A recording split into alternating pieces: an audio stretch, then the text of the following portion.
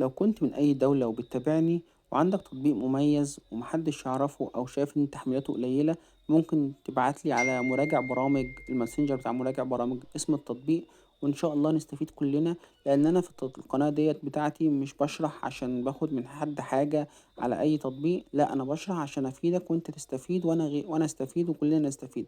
ممكن أشرح لك VPN زي دوت ال VPN يبقى في الدولة اللي أنا فيها كويس والدولة اللي أنت فيها مش كويس.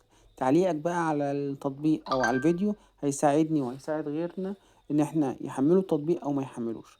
تطبيق VPN فيرلي، تطبيق محمله 500,000 مستخدم. تقدر عن طريق التطبيق دوت إن أنت تفتح أي خبر محظور، تحمل أي لعبة، تشغل أي حاجة مقفولة في بلدك. طبعا اللي ما يفهمش يعني ايه الكلام اللي انا بقوله دوت، هقولك ان انت تيجي تفتح خبر مثلا فبيقولك تأكد من اتصال بالانترنت.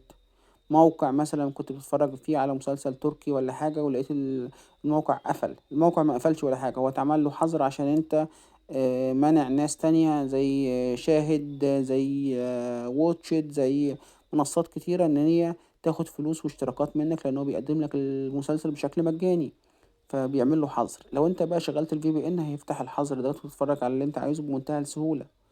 فدي وظيفة VPN. يا ريت أي حد عنده تطبيق مميز يبعت لي على مراجع برامج ماسنجر مراجع برامج عشان أشرح التطبيق وكلنا نستفيد في مجتمع مراجع برامج.